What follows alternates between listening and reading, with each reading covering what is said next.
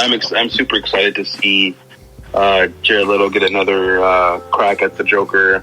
I'm assuming this may be his last, hurrah as him as the Joker. But there are still rumors that he may get a team up film with Margot Robbie. Not too sure if that's going to happen or not. That may all depend on how he's received in this movie. But I'm excited nonetheless to see him and to see his Joker. It is definitely a different version, but I know he did actually speak to David Ayer, and I'm not sure if he just wanted to run some things by him or what, but I know he was very appreciative to David Ayer and letting him use his version of the Joker, and he was very excited to do that. So I'm excited for this one. You guys know I'm a comic book fan overall. Love Marvel, love DC, but DC is my shit. I am very excited for anything DC, regardless of what it is. Nice. Diego, you want to take over? I just have one. I don't know. Well, like if you guys have heard that the Royal Rumble happened a couple of weeks ago, and with that, the performance of Bad Bunny with his current hit Booker T, which he dedicated to the former 5-time WCW World Heavyweight Champion, is in talks to actually perform at WrestleMania as a wrestler. Now, the difference between this WrestleMania and others, or last year's WrestleMania, is actually going to be held in the Tampa Bay Stadium. So it's going to be the first time we're going to have wrestling fans in stadium watching and seeing. So, and I guess, yeah, not only that, but you get the returning Edge, who made he came back from a very severe neck injury, and now I feel he's going to get the proper treatment, because last year's WrestleMania was kind of lackluster with no fans or anything. But are you guys going to see WrestleMania if Bad Bunny's going to be wrestling on there? It's funny. I know there's tons of people who love Bad Bunny. Like Alyssa's cousin is obsessed with Bad Bunny. I would say she'll probably even watch it just for him. And that's a way. I mean, they're pretty smart in that way of grabbing this guy, who has there's no reason for him to be in the ring. He doesn't deserve to be in the ring, for one. But using his star power and his pull to get other people to maybe pay for the pay-per-view to watch this is pretty genius, and to get more tickets into seats is pretty smart on their part. I've maybe heard like 2 songs of his. I don't listen to a lot of Bad Bunny just because I don't understand any of it. I know that sounds horrible. Like I like the beats. Like some of them have really catchy beats and stuff, but I have no idea what he's saying. It's the same thing with like mumble rappers. Like some of their beats are sick, but like I don't understand anything you're saying. So like, why would I be like, oh yeah, he's sick? Like I don't know what you're saying. So, but that's pretty smart on them to get him to sign on for Royal Rumble. I think I've seen clips. It's just like sometimes, yeah. No, I've seen the clips on Instagram of him jumping off the corner of the ropes. Yeah. On I forget who it was, but it was pretty funny to see him do it. Kudos to him though for not getting hurt. At least it didn't look like he got hurt. A lot of practice probably, but that is really cool for him, and it's probably a dream for a lot of people. I mean, I would be ecstatic to be where he is right now, just to even be in the ring with those people, and to do that is definitely a check off of a bucket list probably for him. I think it's especially because they even started selling his Bad Bunny Royal Rumble shirt and stuff and all this stuff, and it's been like one of the top sellers in their shop. I just think that this is another, like, they're not stupid. They know how to market people. They know how to do stuff. It's just the fact that they don't know how to market people inside their own stars. You know, they're like, Yeah. it sounds so stupid, but it's true. It's like they know how to market people that come in with a cloud, but they don't know how to market their own stars. Like, we haven't had a breakout star in wrestling, and I want to say, What, since The Rock? maybe in like 10 years. Yeah, I want to say it's like 10 years, dude, or more. We haven't had a crossover star in a minute, you know? Yeah. So, I mean, I like Bad Bunny. Bad Bunny is cool. We listen to him a lot at work and stuff like that. So, I mean, it is what it is. I love some of his songs. It's cool. But, like, you know, they did this good because, like, you know, Bad Bunny has been a advocator of wrestling. You know, he doesn't shy away from his love for professional wrestling. Had Ric Flair on his videos. Had Stone Cold on his videos. So, I mean, he doesn't shy away from it, and it's cool. I think it's cool to match two worlds. You know, He doesn't at all look intimidating. So for him to like be in the wrestling ring with those huge guys is pretty awesome. Yeah, for sure. I'll start off with so Hulu has a new documentary. I'm sure you guys have heard about it. It's called Framing Britney Spears, and it stirred up some old feelings towards specifically Justin Timberlake and his actions with their breakup years ago. Do you guys have any thoughts on this? Has anybody seen the doc yet? Dude, have you seen it? I have. I saw it. Damn, dude. I need to watch it because, like, even I know they just released an OnlyFans documentary as well. So I need to catch up on the Hulu thing. Yeah, it's crazy because I guess like a lot of people have forgotten about all of that stuff with Justin and her.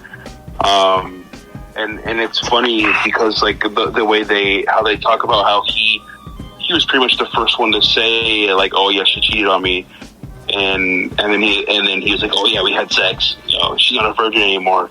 Things like that. I mean, you're ruining someone's image for one, and they, you know, they said it was like the type of Hollywood, you know, male way to kind of go about that situation was kind of, you know, talk down about the woman, you know, get your word in first before she does. But I mean, that it's crazy. There's all this hate now, or just kind of getting like relit from people who had forgotten about that or didn't really know about it that much, because when that happened there wasn't like social media like there is now, so it wasn't people weren't hearing about it so often.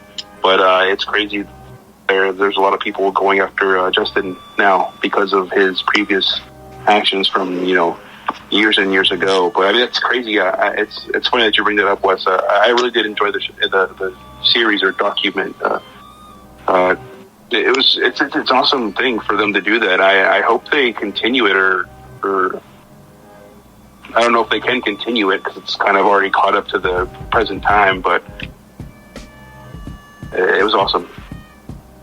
Yeah, I thought it was great. Hopefully she can win the case against her dad, who's refusing to step down out of the conservatorship or whatever you call it. But yeah, when they were showing her like Instagram videos and stuff, it was like super creepy. Like how she's just staring into the camera. It's just really creepy and weird, unsettling. Mm-hmm.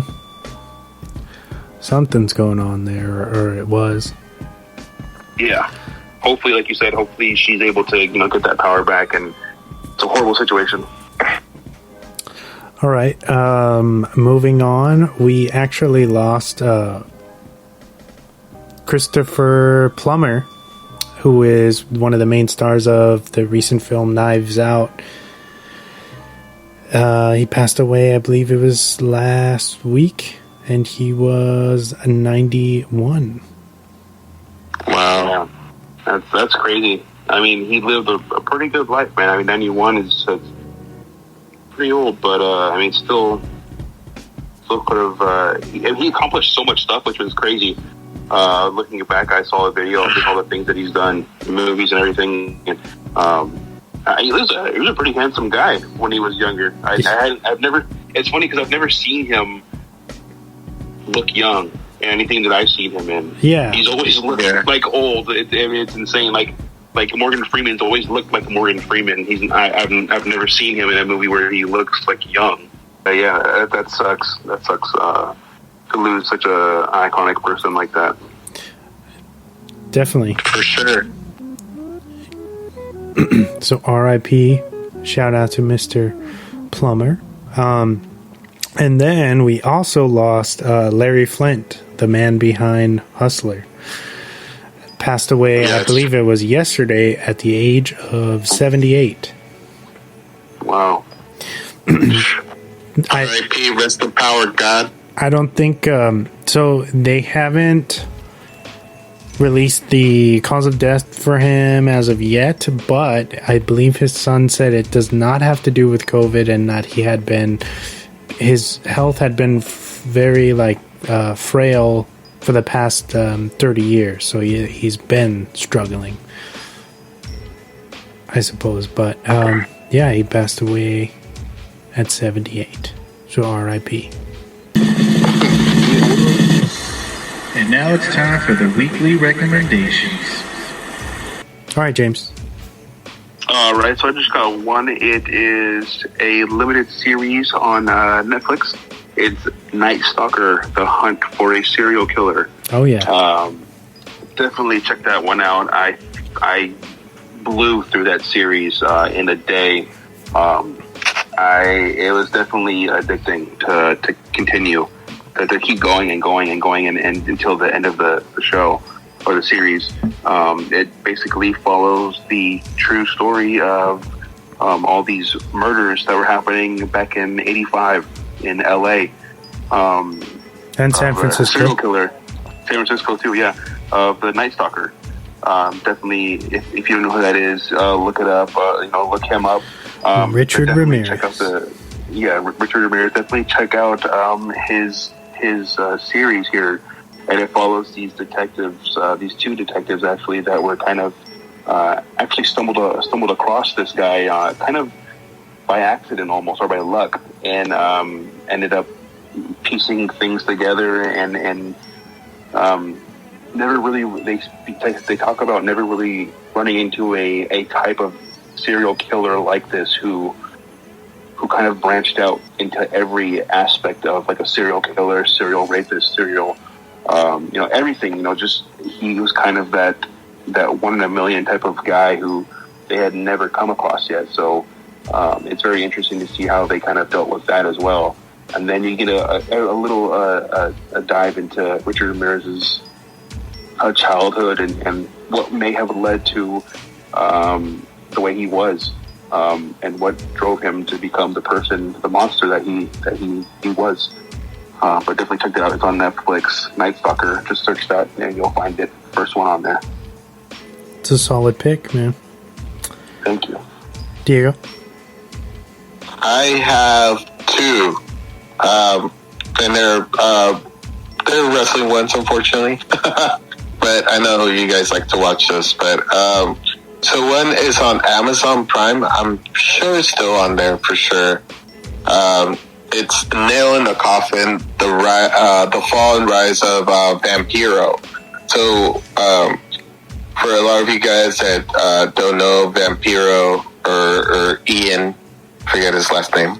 But he was this Canadian protege hockey player, but he got kind of introduced to punk music and metal and kind of rebelled and was hanging out with the wrong crowd. So he left and he moved to Mexico, and a couple of guys saw him and they actually brought him into the famous CMLL, the oldest promotion in Mexico, in the world, in the arena of Mexico, and he became a star overnight.